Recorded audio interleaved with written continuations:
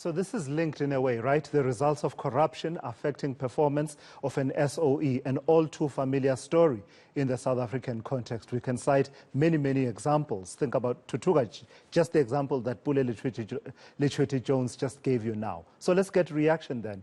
The Democratic Alliance wants those implicated in the state capture report to be criminally charged. The fourth installment of the report was published yesterday. It deals with the Free State Asbestos and housing projects, the attempted capture of National Treasury, the Guptas and Eskom, among others. For more, I'm joined by the DA's Natasha Mazzone, who joins me now for reaction. So, Natasha, the disadvantage of a report like this coming out at this stage is that many of the findings, if you had been following the investigative work that was done before the commission, that was done by the former public protector, Thuli Madonsela, as well as the testimony itself at the commission, much of what has been found now was something that you would have come to the conclusion that actually there's enough evidence that points to the wrongdoing by the individuals being mentioned now in this report. But I do believe that it has value, doesn't it?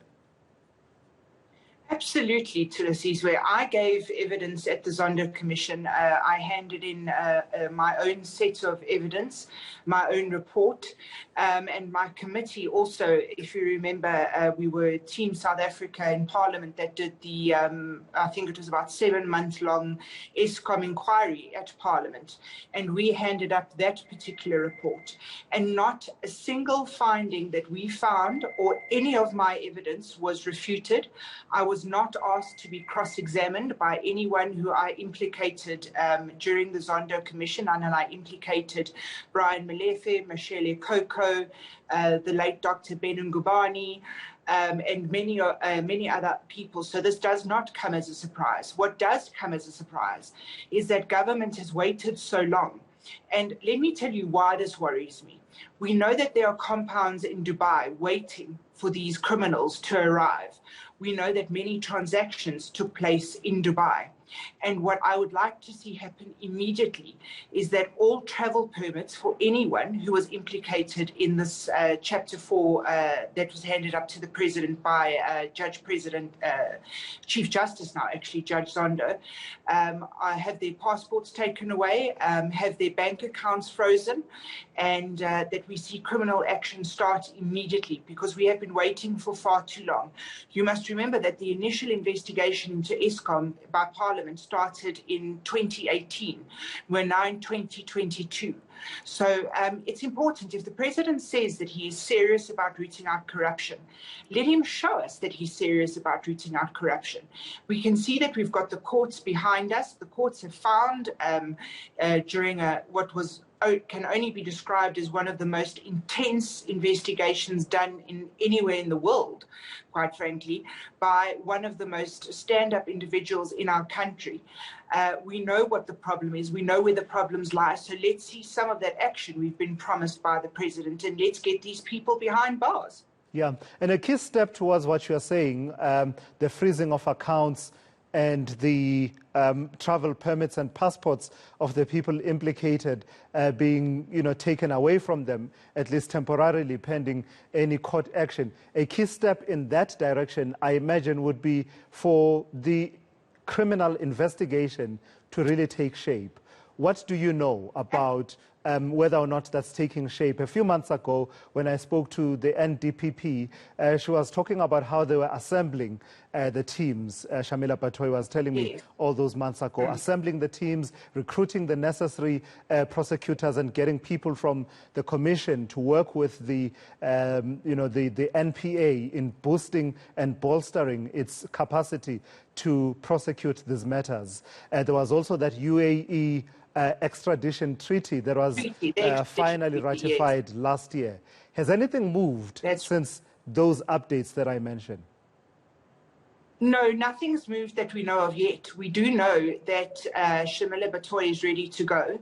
And I think she's been waiting for these reports to come out, which I think is the right thing to do, because the last thing you want is in the middle of a criminal trial to be a point in limine risen that action was taken before the Zondo Commission had time to complete its work. And you must understand that these criminals that we're dealing with have lots and lots of money that they can use, and there are lots and lots of very clever advocates and attorneys out there who will find points in limine that they can raise constantly throughout the court case, making it a very lengthy process.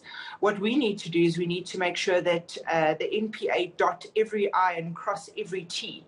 But I don't see any reason why criminal charges cannot be laid immediately, and those particular actions like the suspending of their passports and the suspension of their bank accounts be done immediately as a cautionary measure.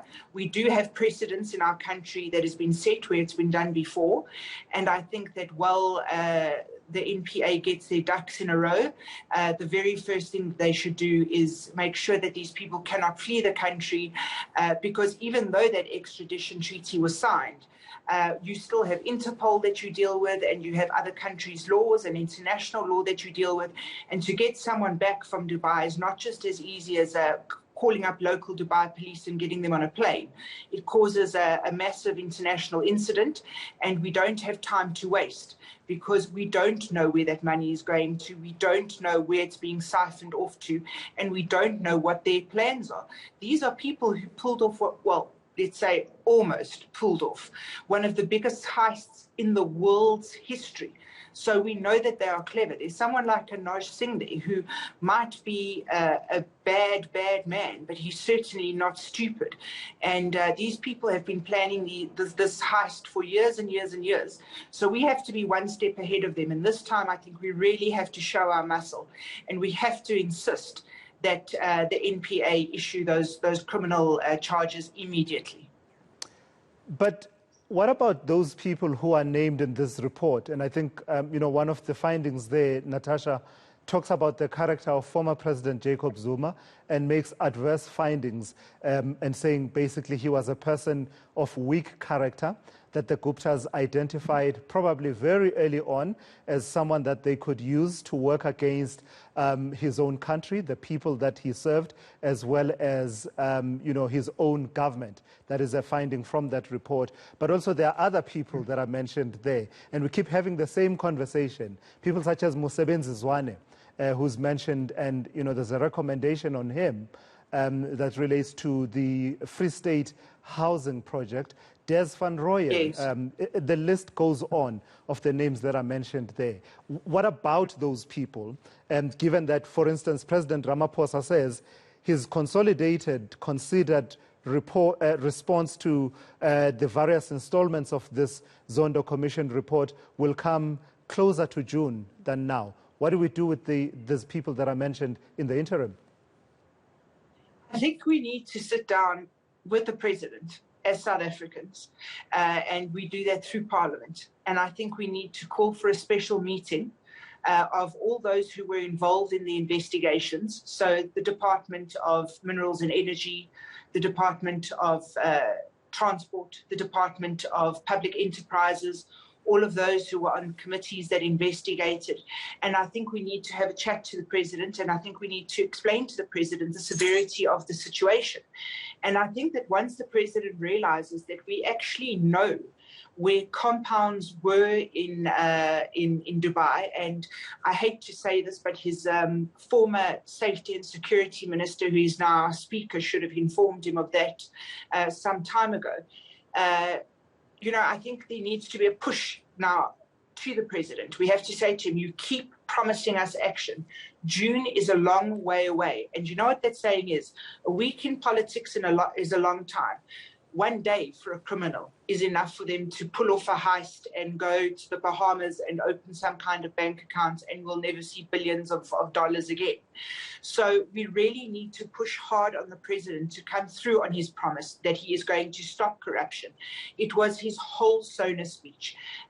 One of the reasons that he called a special debate in Parliament about the state of emergency is to ensure that there is no more corruption and looting as happened with COVID-19. Now, take your guts, and we know the president has it, but we need him now to know that he has the whole of Parliament. Well, at least let me put it this way. He has the Parliament that cares for this country behind him, pushing him all the way. We will hold him up when he needs to. We will help him where he needs to, but he absolutely needs to act without hesitation. Yeah.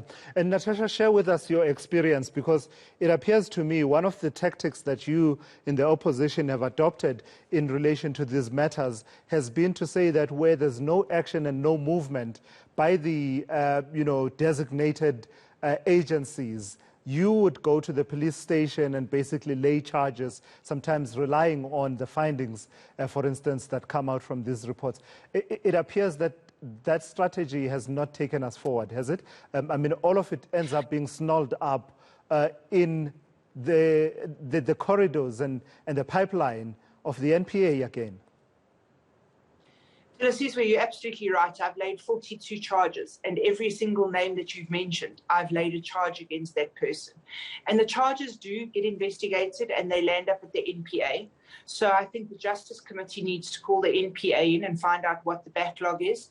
The NPA has a lot to answer for too, because Shamila Batoy was our great hope. She was the Messiah who was coming in to really get things moving and shaking.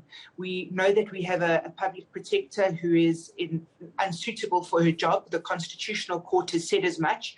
She's about to undergo and start her proceedings for impeachment. So now we really look to the NPA and ask the NPA, also Shamila Batoy, this is your chance to be on the good side of history. When the history books are written, she should be remembered as the brave woman who came in and turned the whole thing around. And this is her chance to do it. And I believe that she has the will and she has the ability to do it. And we need to do it now, but she needs to know that she has support.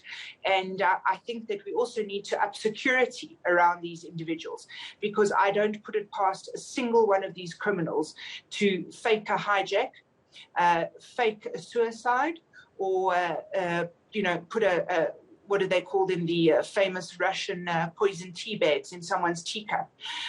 So I think we need to up their security too, so that they know that while they do their job, they're protected and that their lives are protected too. Beyond the here and now, Natasha, and as a parting shot from me, beyond the here and now and what we're focusing on now, the immediate steps that need to be taken, just from reading all these installments of this report, does it appear to you that there should be anything done legislatively beyond what we have, the PFMA, the various prescripts on corruption, the prevention of, organized crime and the Prevention of Corrupt Activities Act, etc., the agencies that we have now? Is there anything beyond that would once and for all spell it out that you shouldn't even dream of capturing an entire national treasury for yourself, to be able to have it as a piggy bank, a nation's national treasury, to have it as your own piggy bank? Is there anything more that we can do there, such that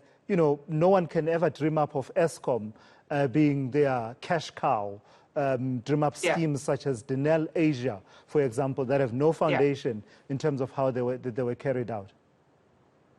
Absolutely. Tulasizwe, when you started working at ENCA, you went through an interview and you got the job because you're an amazing journalist and an amazing reporter. And when I became an MP, I went through a large set of tests which made sure that I stood up to the standards required by the Democratic Alliance. So the thing that we can do immediately is get rid of cadre deployment.